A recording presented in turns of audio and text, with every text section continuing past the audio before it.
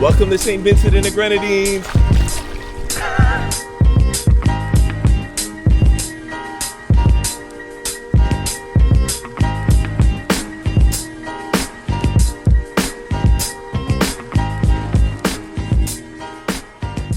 What's up, explorers? Welcome back to our channel. We're the Choose here from Choose to Explore, where we teach you guys how to see the world and save $1. So if you guys can't see right now, we're here in paradise. No, really, we're here in St. Vincent and the Grenadines. This is an underrated Caribbean gem that not enough people talk about. This island is full of adventure, waterfalls, beautiful beaches, amazing accommodations, great food, and so much more. So what we'll be doing today is giving you guys everything you need to know before you go to this beautiful Caribbean gem. Stay tuned, you don't want to miss this one. So the first thing you're going to need to know is, where is St. Vincent and the Grenadines? So we're here at JFK. We have a direct flight with JetBlue, and we're going straight to this Windward Islands. It's nearby Trinidad and Tobago, as well as South America. So the main reason why we decided to come here is because JetBlue flies directly there, and using a JetBlue flight sale from New York, we got this flight for only $99 per person one way. And as far as entry requirements, as a U.S. citizen, you just need your passport. There's no need for a visa. So let's get into when is the best time to visit St. Vincent and the Grenadines. So year-round, it's going to be a tropical climate. So we're talking 77 to 85 degrees Fahrenheit and pretty humid, about 70 to 80% humidity. And I would say even when it doesn't feel hot, the humidity will get you here. So the best weather is going to be from December to April, which is also the high season. So with high season, you can also expect more crowds, as well as more higher prices. From talking to the locals as well as hotel guests, majority of the tourist population is going to be Americans. So a lot of Americans want to escape the cold up north and come down to the Caribbean. So it makes sense that December to April is their high season. Yes, and lots of cruise ships as well. Now the low season is from July to November, and that's more so the rainy season, so you can expect more rain showers, but also much less people. And also there may not be as many tourist attractions open, or they may have a varied schedule. Also, the hotels may slash the price. You may get a lot cheaper hotels, so it could be a good time to go if you are cost conscious. Now we're here in June, which is also the shoulder season. So May and June are both considered the shoulder season here in St. Vincent and the Grenadines. And I would say this is the best time to come. You get a good mix of both, where you could get lower prices as well as less tourists and better weather. Yes. But I would say that there was an activity that we wanted to do at the Tobago Keys that has a varied schedule, which they only cruise one day a week. So I would say check the schedule for the things that you want to do before you go. This way you don't have any unsuspected surprises. So we just touched down here in St. Vincent, and the next thing that you need to know before you go here is that this is a relatively new airport. It actually just opened up in 2017. And it's on the southeastern side of the island. One thing that I will also say, it's best to arrange transportation before you get here, but if you don't, you actually can arrange for transportation when you get here with a taxi dispatcher, but there is a relatively long flight because everybody from your flight is going to be taking the same transportation. The prices for the taxis are going to be set by the government, so make sure you get the right price when you get there. And if you guys are interested in our trusted driver, included in our Explore St. Vincent travel guide, you'll find details for our driver as well. So one really important thing to know if you're thinking about getting around the island of St. Vincent is that there's actually no Ubers or Lyfts here. So if you do want freedom and flexibility, we would recommend renting a car. So there's a couple things that you need to know about renting a car. So at the airport, there are big international carriers such as Avis. So that's who we rented our car with, because we're only renting for 2 days. But if you do want to support a more local rental car company, there are options, but majority of them are 3-day minimums from what we've seen. We actually rented this rental car for about $57 a day, which was a fairly good price for our time, and it'll give us the freedom and flexibility to explore.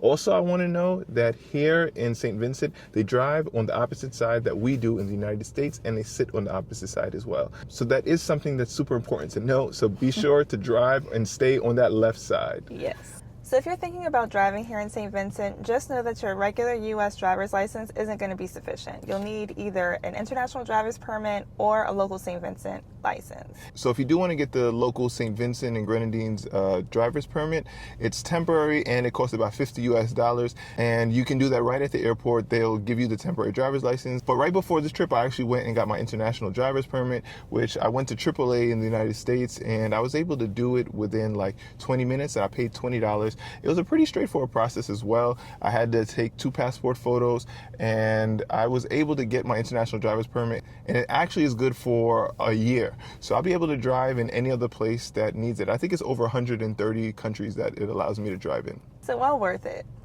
So the next thing to know is that St. Vincent and the Grenadines is so much more than just St. Vincent. This island nation is made up of over 30 islands with so much to offer. We saw the beautiful black sand beaches there in St. Vincent, which is an ode to the volcano right there on the island. There are natural rock pools, incredible viewpoints, and there's so many different islands to go island hopping and see what they have to offer. You definitely gotta check them out. During our visit, we rented a car and we drove from the leeward to the windward side of St. Vincent, and we saw so much and did so much. And we actually made a video on the top things to do and see during your time in St. Vincent and the Grenadines. If you guys are interested, you can see that linked in the description below.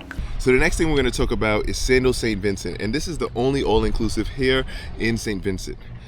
Now this is a beautiful property that's set on a white sand beach with amazing mountains, beaches, and so much more. And this is a secluded area, so you have privacy with so many things to do here. And there's so many different options for where you can stay here. There's overwater bungalows, there's beachfront villas, there's swim-up pools, there's room with balconies, and you really can't go wrong with whatever room you do choose. Also, this property is adults only, so unfortunately you can't bring your kids, but that's great for us because we're having the time of our life here.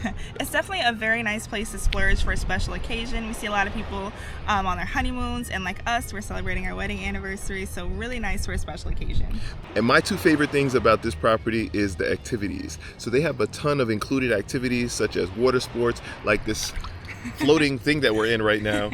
They have stand-up paddle boards, they have hobby cats, which are like catamarans, Kayaks. they have kayaks, there's a ton of activities that are here.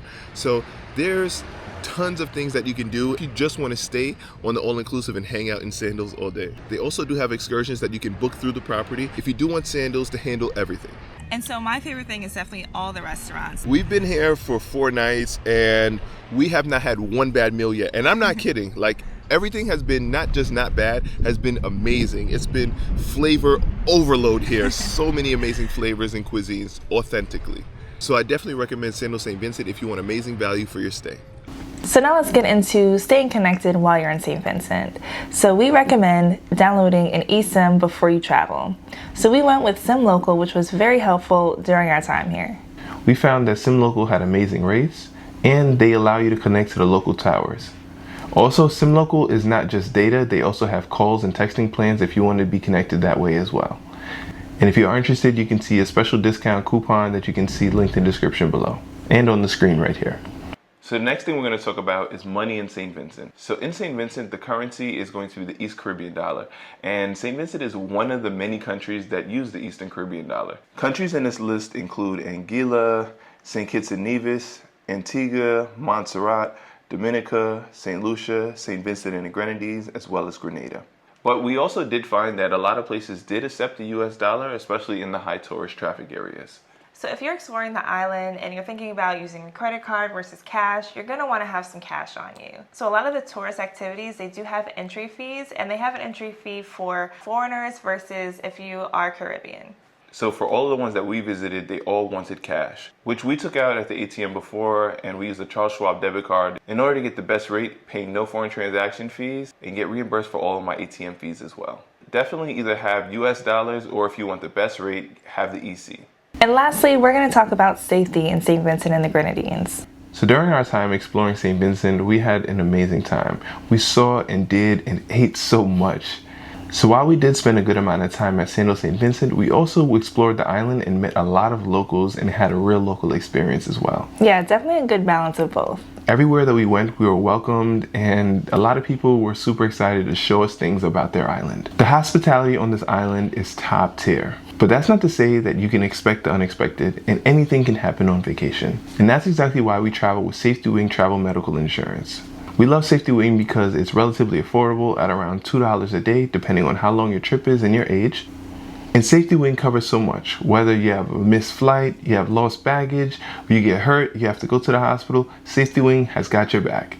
So if you are interested, you can always check a quote for your next trip, and it's linked in the description below. So there you have it. We had an amazing time in St. Vincent and the Grenadines, and we can't wait to go back and explore more.